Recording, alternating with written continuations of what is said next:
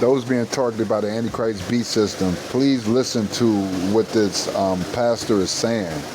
This pastor is giving you some clues to what's going on in this day and time. These days and times have changed. There's new normals. The New World Order is forming, and they're attacking certain people. They're attacking certain people in the society. Now, just listen to what's going on. It'll give you hints about what's going on. Yes, we're being attacked by police agencies, intel agencies, all this. Yes, we are. But behind it is spiritual wickedness and darkness and high principalities. So let's check out this video.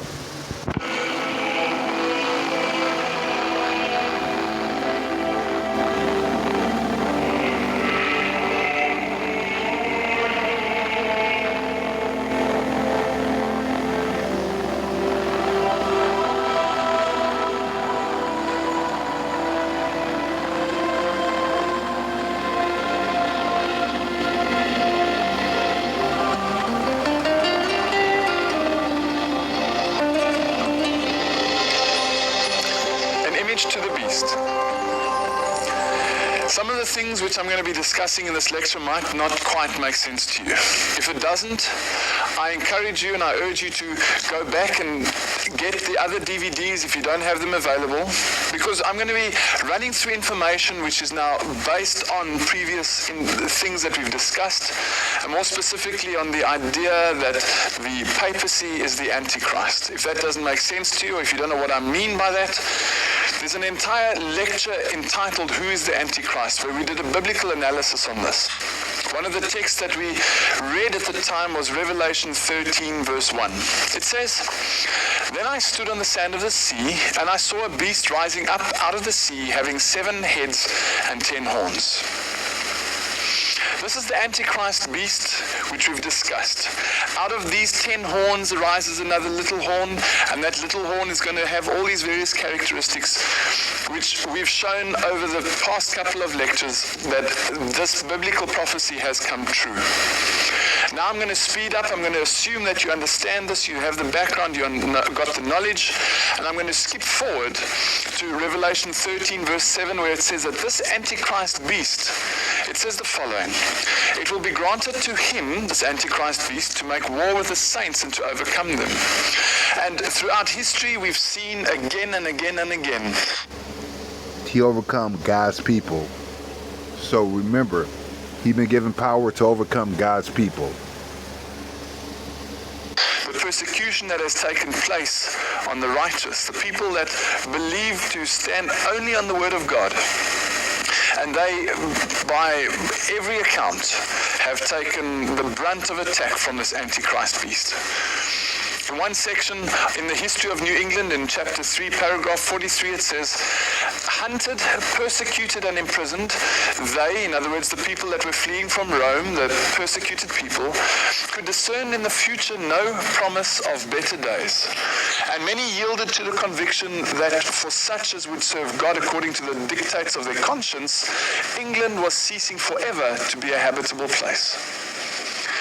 In the European area, the papacy had taken control and was, in a most diabolical way, through the frontage of the Jesuit order, was persecuting anybody that stood on the Bible and the Bible alone. It's also written that when God's hand seemed to be pointing them across the sea to a land where they might find for themselves a state and to leave their children the precious heritage of religious liberty, they went forward without shrinking in the path of providence. These people who fled from this persecuting power of Rome fled in various directions. Some came to South Africa, some fled across to America. The people that traveled to America traveled on the first ship to cross, which was called the Mayflower. And in 1620, the Mayflower stopped and they got off the ship and knelt down on the seashore.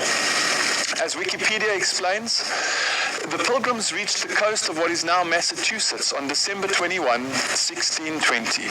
They named their little settlement Plymouth after the city that they had sailed from in England. And this was a happy place for them. They'd fled away from the persecution of Rome.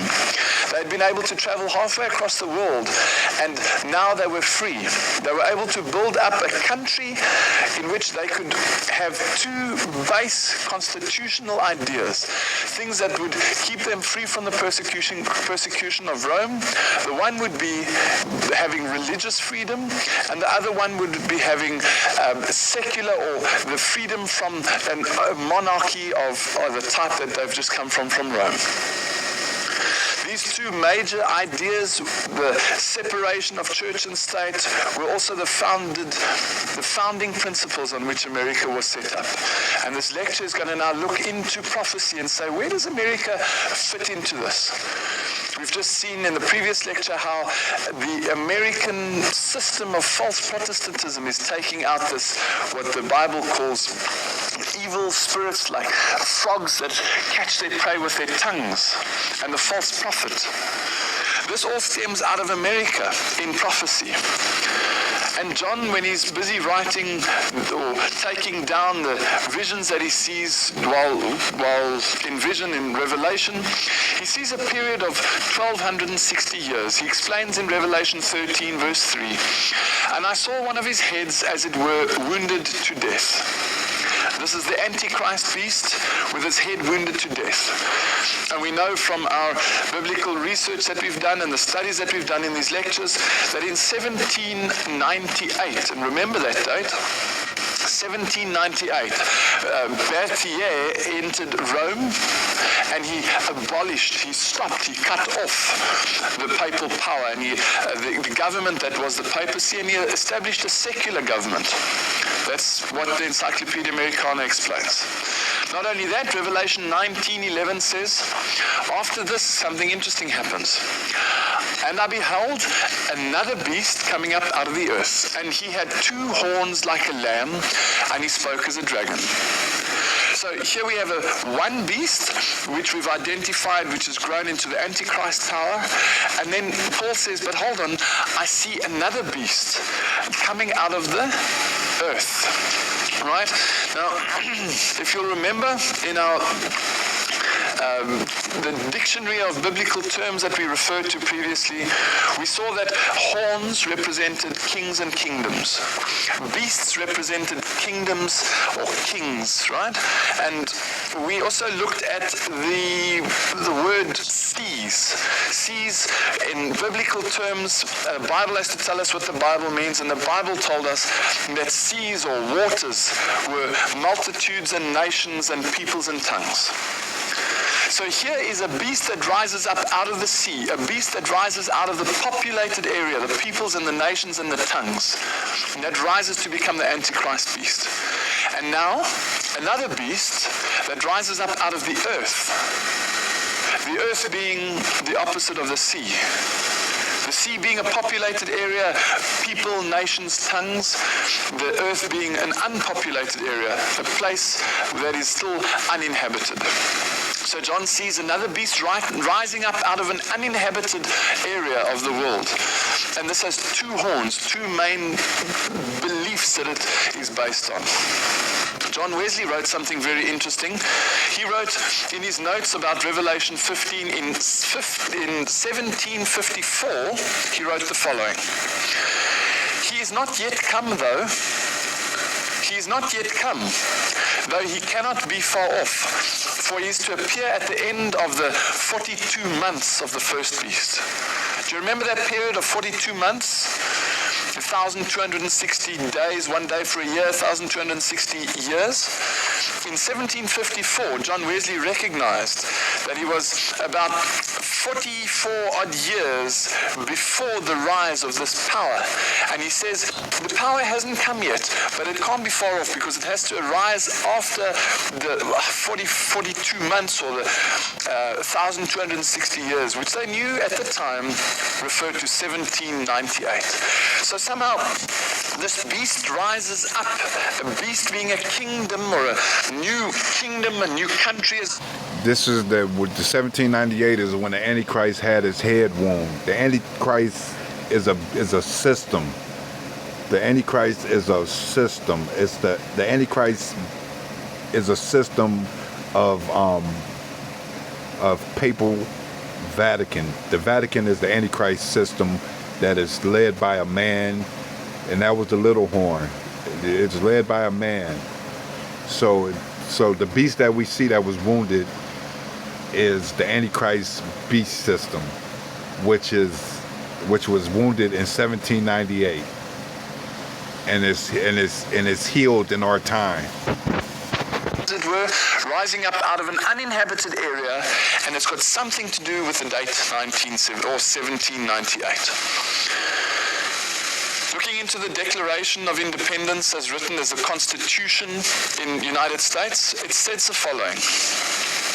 We hold these truths to be self-evident, that all men are created equal, that they are endowed by their Creator with certain inalienable rights, that among these are life, liberty, and the pursuit of happiness.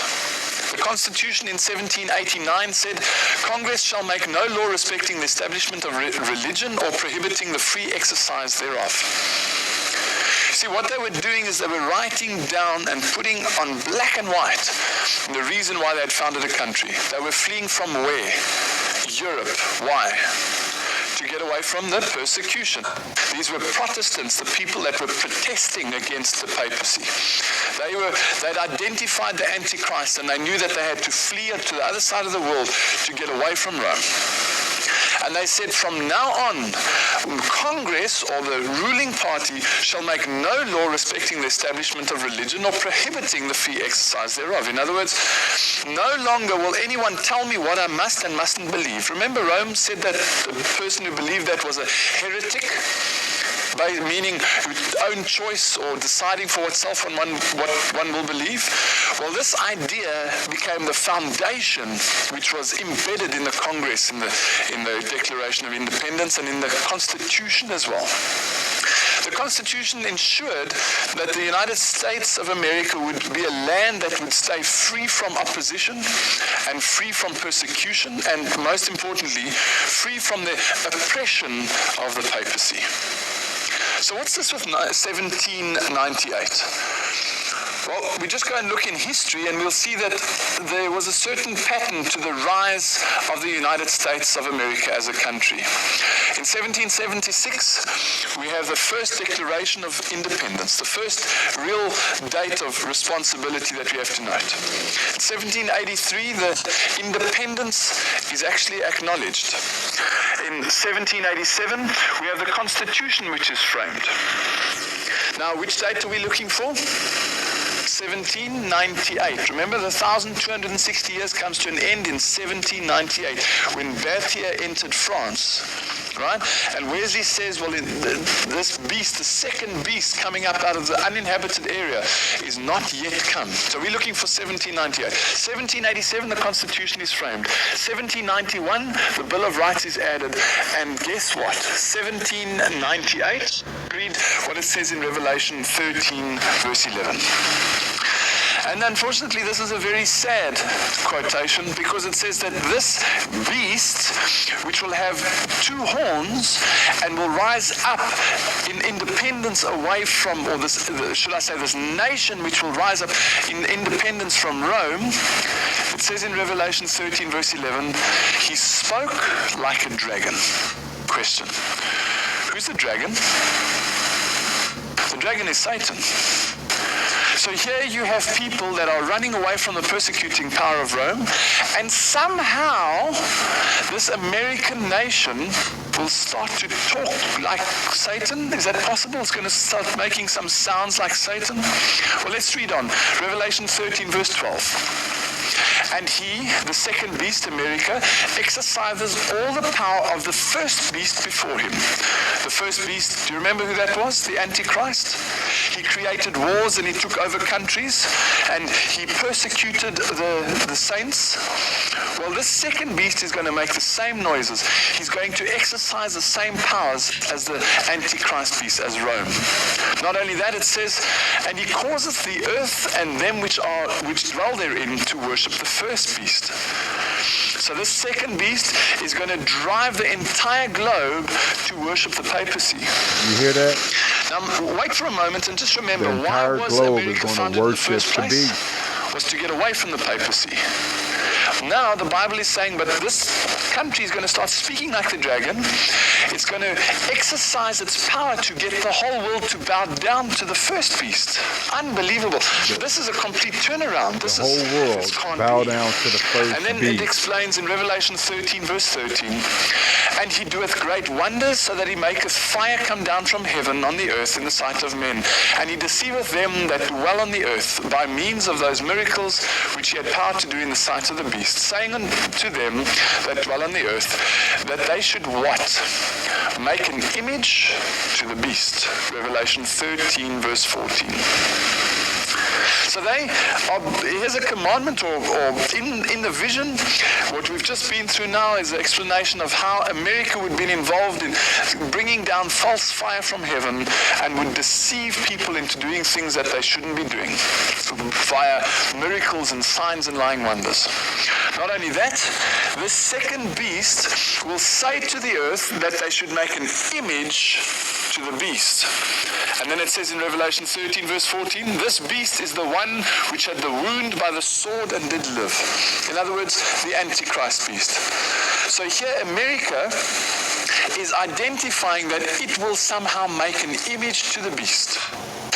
In Revelation 13, verse 15, it says, and he had power to give life unto the image of the beast, that the image of the beast should both speak and cause that as many would not worship the image of the beast should be killed. Do you remember in the